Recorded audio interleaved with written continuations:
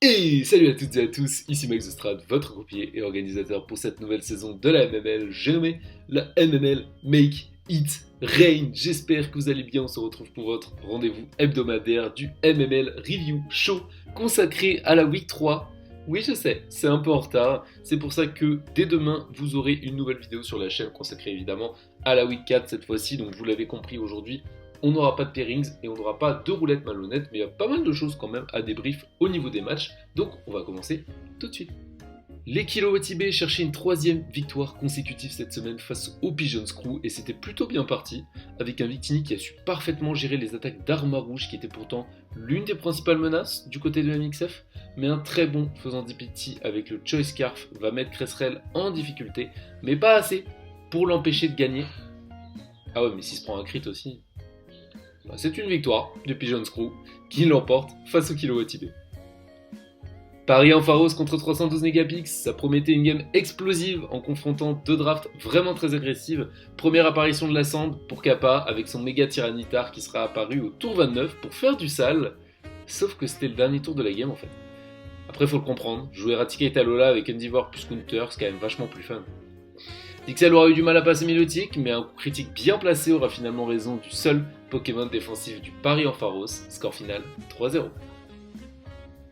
Renverser les Tokotorois, c'était le défi des Sévipères de Taio cette semaine, qui devait faire face au terrible Articuno Gala, ajout éphémère de Kaikit, masterclass d'Electavir pour commencer, qui a réussi à weaken le Garchomp en faisant en plus en kill, et c'est trio Togekiss, Miltank plus Quagsire qui s'occupera d'affaiblir le corps défensif adverse.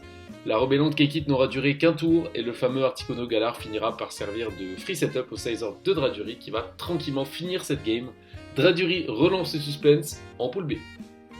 En parlant de suspense, il y en aura eu durant le match entre Miami Palafin et Furfrolivé. Project misera sur son game plan autour du setup avec dans un premier temps un Tiancy Rock Polish qui aura fait vraiment suer l'équipe adverse parce que Overhit c'est un peu surcoté.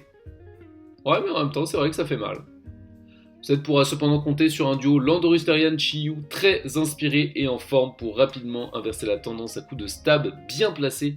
La tentative de Dragon Dance du Dragapult arrivera hélas un peu tardivement et Project va laisser passer ce match.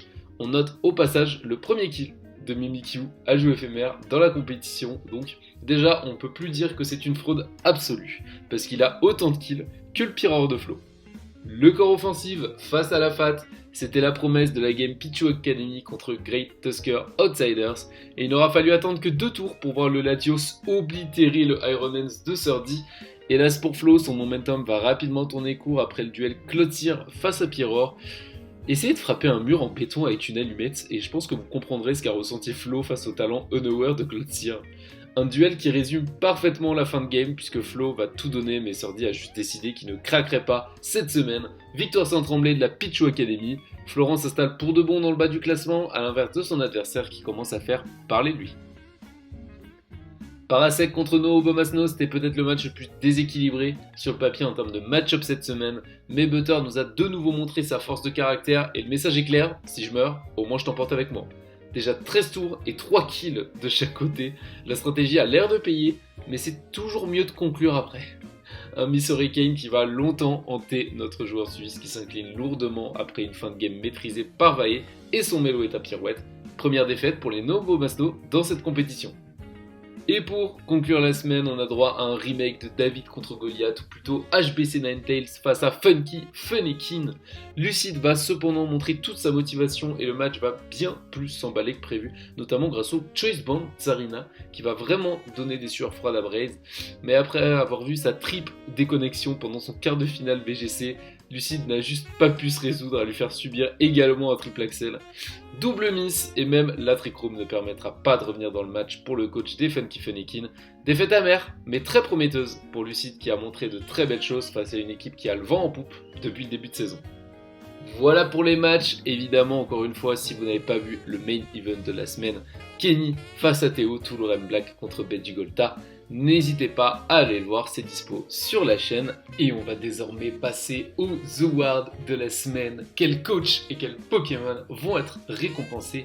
Et pour l'award de coach of the week, ce sera Lucid Coffee, coach des Funky Funnykin, qui repart avec le trophée de la semaine. Pour son match très encourageant face à Braze, la réussite n'a pas été au rendez-vous, mais je trouve que compte tenu de son niveau, il nous a proposé une très belle prestation, et en tout cas j'espère que ça l'encouragera tout simplement pour la semaine prochaine. Concernant maintenant le Pokémon of the Week, qui a tiré son épingle du jeu, eh bien c'est nul autre que le Scizor de Draduri et des Sévipères de Taillot. 4 kills, pas besoin d'être un ajout éphémère pour faire un carnage et une prestation extrêmement solide face à Kaikit. Il n'en faut pas plus pour qu'il soit élu Pokémon of the Week. En tout cas, je vais m'arrêter là pour ce review show qui aura été plutôt court au final, mais on se retrouve évidemment dès demain pour celui consacré à la Week 4. C'était Max The Strat, à la prochaine!